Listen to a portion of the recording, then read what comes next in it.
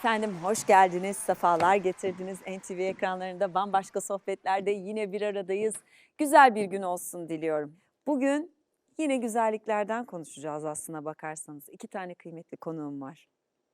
Bir konuğum tabii sesiyle bizim de evimize çokça misafir olmuş. Çok kıymetli bir isim. Bir konuğum da hayatını bizim sağlığımız için harcayan, harcamaya devam eden. Harcıyorlar mı acaba? Harcamak değil bence. Bence hayatın da tadını böyle bir yerden çıkarıyorlar. Şifa veren bir yerden. Uzman doktorlarımız olduğu zaman tabii saygı benim için vazgeçilmez oluyor. Her anlamda tüm konuklarıma elbet ama toplum bilincinde şu öğretmene ve doktora geliştirilen bir tavır var ya, buna biraz itirazım var. O noktada aslında altını çizmeye çalışıyorum. Bu anlamda da galiba bizim gibi programlarda konuklarımızı nasıl ağırladığımız, onların ne kadar değerli olduğunu hatırlatmamız önemli. İki tane çok değerli konuğumla bugün karşınızdayız. Bir cümlenin peşinden gideceğiz. Victor Hugo diyor ki çalışmak hayat, düşünmek ışıktır. Efendim dermatolog Doktor Ali Şahan, ses sanatçısı doçent doktor Aylin Şengün Taşçı konuğum. Hoş geldiniz. Nasılsınız? Sağ olun, siz nasılsınız? Sağ olun, hoş geldiniz. Hoş bulduk. Nasılsınız? Çok teşekkür ederim. Siz de iyisiniz. Sağ olun. Hep aslında kendi kendime şey diyorum. Hoş geldiniz geldiğinizde, giderken de hoş geldiniz denmesini çok seviyorum ben. Güzel. Hep diyorum ki programı bitirirken de hoş geldiniz deyip hep unutuyorum. Alışkanlık olmamış bende. Ya da şey kaygısı duyuyorum. Hoş geldiniz diye programı kapatırsam dili suçlu yanlış söyledi diyecekler. Aradan keserler, kullanırlar. Halbuki çok hoşuma gitmişti. Giderken de hoş geldiniz diyoruz. Çünkü ne iyi ettin de Doğru. geldin. O da doğru. Evet. Ne güzel bir şey bırakıyorsun ardında Doğru. giderken gibi. Doğru. Bana çok güzel geldi. Çok, Değil mi? çok Ama bunu değerli. bir türlü şey yapamıyorum, böyle kullanmaya alışkanlık haline getiremiyorum. Aylin Hanımcığım, Evet. sizinle tabii ki güzel sesinizi, sanatınızı konuşacağımız için çok heyecanlıyım. Ama Ali Beyciğimle de Teşekkür ederim. dermatoloji üzerine, daha doğrusu cilt sağlığımız, cilt bakımımız, cildimizle ilgili bildiğimiz yanlışlar, özellikle şu son zamanlarda güneş koruyucu kremlerle ilgili bir takım yazılar yazılmaya başlandı sosyal Çok medyada. fazla. Orada bir kafa karışıklığı oluyor diye düşünüyorum. Bunun üzerinden de konuşalım istiyorum. Süper. Faydalı bir program. Ali Bey'le başlıyorum. Şimdi burada şunu duyuyoruz biz. Dermatologlar diyorlar ki güneş koruyucu krem şart. Şart. Siz bu konuda ne düşünüyorsunuz? Hatta diyorlar ki sadece yazın değil, kışın da. Yani güneş çıktığında değil, kışın soğuğunda da güneş koruyucu krem önemli. Fakat şimdi son zamanlarda da okuyoruz ki güneş koruyucu krem aslında iyi bir şey değil. İşte D vitaminini engelliyor. Bir şeyler konuşuluyor. Ben de tam net bilgi olmadığı için bunu okuyup da gelip burada aktarmak da istemiyorum. Siz hakimsinizdir bu Çok meseleye. hakimim ve gerçekten aydınlatacağım herhalde. Toplumsal bir aydınlanma yaşayacağız. Lütfen. Tamam. Buyurun. Şimdi öncelikle bir kavram var. Mesela 30 faktörlü ya da 50 faktörlü. Heh. Ne düşünüyorsunuz onu görünce? Ya da 30 faktörle 90 faktörlü. Arasında bana görünce ne düşünüyorsunuz? Böyle çok daha büyük bir fark varmış gibi geliyor değil mi? Yani şöyle, kendimi güvenceye alıyormuşum gibi geliyor 50 faktörü aldığımda, ama şunu biliyorum sadece sizlerden yine. Aldım 50 faktörü, sabah sürdüm, bitti değil, 4 saatte bir sürmem lazım. Süper. Sonra 2 saatte bir. 2 saate mi düştü? Evet, artık. Tamam. Çantamda Öğlen- taşıyorum zaten. Öğlen 4'e kadar 2 saat. Sabah 10, 12, 2, 4. Sonrasında öğlen 4'ten sonra sürmeyin. Artık o güneşin zararı yok. O güneş Ha, artık sizi, yani çünkü düşüyor, açılar değişiyor ya güneşin. Tamam. O açıda gelen, tepeden gelmediği sürece o etkili, yok edici, zararlı etkilerinden artık kurtulduk. Artık hatta alın o güneşi. 4'ten sonra gelen güneşi alın. Bu Ama taze ve yeni bilgi. Bir de bu 30 ile 50'ye şunu söyleyeceğim. tabii ki. Çocuk koruması kremlerinde yüksek yazdığı için Hı hı. hep Hı hı. diyorum ki çocuk cildine biz hep iyi bakmak isteriz. Biz de iyi bakalım. O zaman çocuk güneş koruyucularında kaç yazıyorsa, kaç faktör, ben de kendime onu alayım. Ya aslında işte şöyle, şu detayı bilerek kalın. 30 faktör ne demek biliyor musunuz? Ne demek? 30 tane güneş ışığından bir tane geçiriyor demek. 30 tane güneş ışığından bir tane geçiriyor. Şimdi 100 taneden kaç tane geçirir? Çok güzel soru. 3. 3 diyelim. Matematiğim fena değil. 50 faktör ne demek?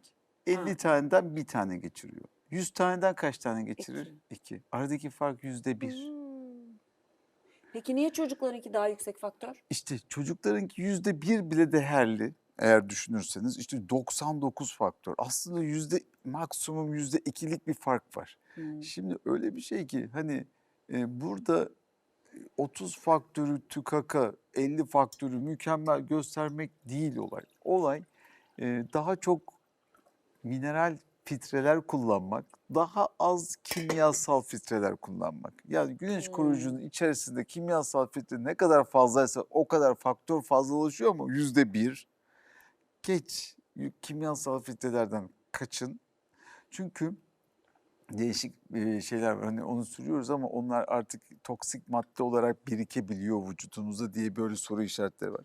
Ama mineral filtre zaten hani vücudumuzun doğal yapı taşlarında olan minerallerden oluşan filtre. O yüzden hani 30 faktör okey. Çok kötü bir şey değil. Tamam. Bunu arttırmak için ekstra kimyasal filtreler olmak zorunda değil. Arada %1 değişiyor. Bakın 30'da 1, 50'de 1. 100'e tamamlayınca %3, %2, %1. Yani Evet. bunu kendimize böyle büyük bir detay varmışçasına kimyasal filtreleri yüklemeyelim. Mineral filtre grubunda kalalım. Ama güneş koruyucu sadece güneş de değil. Bakın bu ışıklar da bize zarar veriyor. Yani bunu ışığın her türlüsünün fazlası zarar. Bir de ne biliyor musunuz? Yani sadece güneşten korumak. Hani bu konu öyle bir ben dermatoloji uzmanıyım ya. Evet. Bana bir dokunursun 1000 konuşurum gibi hissettim ben kendim. Ama çok kafamızın karıştığı bir yer burası. Aslında nemlendirici biliyor musunuz? Nemlendirmez. Yani nemlendirici diyoruz ya. Nemlendirici aslında derideki suyun havaya iletilmesini engeller. Yani nasıl? Yarı geçirgen bir derimiz var. Tamam. Çok bulaşık yıkadık, çok temizlik yaptık, çok elimizi yıkadık. Ne olur? Derimizin yarı geçirgenliği bozulur. Hava daha çok temas eder. Mesela ben bu bardak suya bir damla buraya koyayım, bir saat sonra hava bunu emer. Evet. Derimizdeki o işte geçirgenliği yok edersek derimizdeki Kurur. süper. Nemlendirici de o bariyeri daha iyi kalmasını sağlar. Aslında nemlendirici de havadan koruyucudur. Ama güneşten koruyucu, bakın güneşten koruyucu, havadan koruyucu desek nasıl daha anlamlı oluyor değil mi? Nemlendirici gelip de ekstra nemlendirme. Sadece o bariyerde. Peki %100 nemlendirmek iyi mi? O da kötü. O zaman derin nefes alamaz. Hani bazen bazı nemlendirici iyi gelmez de sivilceler oluşur. Araya O olur, girebilir miyim? bu olur ya. Evet. Su bazlı Ay çok konuşun. Su bazlı nemlendirici olunca daha seviyoruz. O niye? Su bazlı şimdi öyle bir şey ki o cilt tipine göre değişir aslında. Su bazlı nemlendiriciler hani sizin cildiniz çok yağlıdır. Zaten yağ akıyorsun. Yani yağ bazlı nemlendirici verdiğini düşünüyorum daha da tıkarsın. O bariyeri %100 kapatırsın. Olmaz. Nefes alması lazım. Yarı geçirgen. Derinin aynı zamanda havaya da ihtiyacı var. Tamam havadan koruyacağız ama havaya da ihtiyacı var. Su bazlı nemlendiriciler mesela çok böyle kuru ciltlerde işe yaramaz. Çok kuru, su bazlı. Dök artık dök. Ne olacak? Gider. Ama o zaman da biraz hani onlara da şey deriz. Hani birazcık daha yağlı bir krem kullansan iyi olur. Çok kuru, çok hassas bir cildim var gibi. Hani bunun neler var, değil mi? ayrımı da yapılmasında fayda var. Ama o sonuç güneşi koruyoruz. Evet. Nefes 30 daha iyi. 30 kötü değil. Hı. 30'u yükselteceğiz diye kimyasal filtrelerden uzak duruyoruz. Uzak duruyoruz. Olay Tamam. bu. Kısacık cevap verin çünkü Ayla Hanım'a geçeceğim. Tamam. Bir şey daha soracağım. Çatlayacağım çünkü daha da çok sorun var, zamanım lazım bana. Çok haklısın. Ama çok güzel anlatıyorsunuz. O yüzden kaybolup gidebilirim. O yüzden size de kendime de uyarı bu aslında. Şimdi nemlendiricilerin içinde güneş koruyucular çıkmaya başladı. Evet. İyi bir şey mi? Eğer ki kimyasal filtre yoksa iyi bir şey. Ben kimyasal filtre takık bir insanım. Nereden anlayacağız biz Ya bunu? bu böyle Vedat Milor'un eli falan titriyor. Farkında mısınız? Neden Ha, biliyor musun? neden? Yedikleri böyle çok ürünler var. Böyle denizin dibindeki ağır metal birikiyor. Şimdi o kimyasal filtreleri sonuçta yemekle de deriyle de ağır metal biriktirebilirsin. O tedirginlik yaşanıyor insanlarda. Kimyasal filtreler out, mineral filtreler in. O yüzden nemlendirici içinde güneş koruyucu varsa işte BB kremler, CC krem okey ama hani bak içeriğine bak artık yediğin yemeğe bile içeriğine Evet, bakıyorsun. koku. O kadar çok bilmem neler var, onlar var, şunlar var. Evet. Korun. Bak sürerken korun. Yani ne olduğuna bakarak sür. Ali Bey ne kadar güzel şeyler anlatıyor. Bir de Şahane. ne güzel anlatıyor değil mi? Kaybolacağım Evet, gideceğim şimdi gerçekten yani. çok güzeldi. Aynen Hanımcığım nasılsınız? Ne Teşekkür ederim. güzelsiniz, Siz ne de çok zarifsiniz. güzelsiniz. Sizi Hoş görmek böyle çok geldiniz. mutluluk verdi bana da. Sağ Teşekkür olun. ediyorum. Eksik Güzel olmayın. sesiniz dışında doçent doktorluk ne demek? Bana Evet, anlatır mısınız? Çünkü ben bu titri bilmiyorum. Sonra efendim bir derneğin başkanısınız, bunu bilmiyorum. Orada bir şeyler olmuş, onları konuşalım. Neler yapıyorsunuz? Çok Biraz konuşacak konu var. anlatın. Evet, işte aslında hemen şunu söylemek lazım. Az önce vücudumuzu korumak için gereken çok önemli bir konudan bahsettik. Aslında müzikte ruhu korumak için Oh, çok her zaman önemli bir konu söylerim. ve hayatımda olduğu Aylin zaman Hanım hiç dinlediniz mi? Ben bir şey çok teşekkür söyleyebilirim. ederim. Ya sesiniz o kadar güzel ki ben Çok kendi sesimin zarifsiniz. Ya kabalığından dolayı Ay, böyle sizin estağfurullah. Olur sesiniz mu çok öyle şey? Ne güzel. kadar Ay sakin ve hayır güzel çok güzel bir konuşuyoruz. sesiniz var. Çok Ay siz bir de zarifsiniz. Aylin Hanım'ın Konuşurken Teşekkür ederim. sanki Sağ name olun. gibi geliyor. Çok Türkü gibi naziksiniz. geliyor. Biz çok Teşekkür Kusura bakmayın. ederim. seviyoruz Aylin Hanım'ı çok. Çok mutlu ettiniz beni. Sağ olun. Bayılıyorum sesinize. İşte uzun yıllar müzik benim hayatımla beni şekillendirdi. Ben müziği değil de o beni şekillendirdi. Böyle başladı her şey. Çok uzun yıllar Kültür ve Turizm Bakanlığı İstanbul Devlet Türk Müziği Topluluğu'nda hem ses sanatçısı hem yönetici olarak çalıştım. Hayatımın daha sonraki dönemlerinde eğitime de biraz önem vermek istediğim düşüncesiyle kadromu İstanbul Üniversitesi'ne aldırdım ve dışarıdan müzik üzerine doçentlik unvanını aldıktan sonra konservatuarda öğretim üyesi olarak çalışmaya başladım. Şu anda harika öğrencilerim var. Onlarla Türk Müziği bölümünü kurduk. Orada çok güzel çalışmalar yapıyoruz. 5 ay önce de Sayın Rektörümüzün tensibiyle bizim üniversitemizde çok fazla sayıda çok değerli merkez var. Bunlardan bir tanesi de ismi çok ağır. Osmanlı Dönemi Müziği Uygulama ve Araştırma Merkezi. Bu merkezin başına müdür olarak atandım. Çok, evet, Çok zor zor, bir- ağır bir isim ama aslında o kadar içine girdiğiniz zaman muhteşem bir yapı ki sizin de gelip bir gün misafirimiz olmanızı çok arzu ederim. Osmanlı müziği hiç dinlemedim. Evet. Aslında dinlediğiniz müziklerin içinde mutlaka örnekleri Öyle var. mi? Belki siz o ayrımı kendi içinizde Evet. hissetmemiş olabilirsiniz. Bizim Söz gelişi, eski Türk musikimize yakın bir şey mi? söz gelişi yine bir Gülnihal duymuşsunuzdur. Tabii ki. İşte evet, o bir evet. Osmanlı dönemi müziği. Aa. Dede Öyle Efendi mi? olarak bildiğimiz Hammamizade İsmail Dede Efendi'nin yaptığı 1700'lü yıllardan günümüze gelen bir Aa. eser. Ey bütüne veda olmuşum müptela diye güzel bir şarkı şu anda aklıma geldi. Bunlar bilinenler.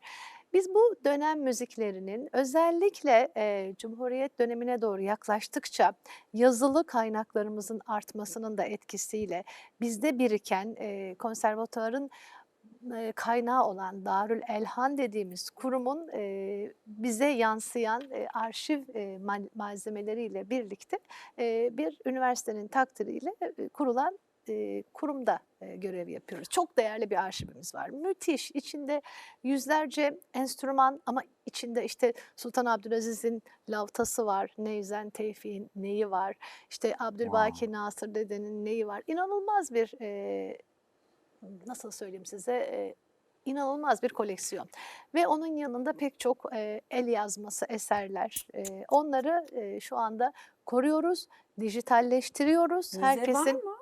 Müzede önümüzdeki Eylül ayı diye hedefimizi koyduk. Evet. Bütün bunların sergileneceği çok Evet. güzel bir çalışma içindeyiz. Kalıcı sergi Valla olarak ben gerçekleşecek. İstanbul'da bir müzik Müzik müzesi, müzesi bir olarak- tiyatro müzesi Evet. istiyorum. Bu o kadar değerli bir çalışma olacak önemli. ki Emirgan'da Mirgün Köşkü diye çok güzel bir yerde çalışıyoruz. Emirgan'a adını veren ailenin yaşamış olduğu bir köşk.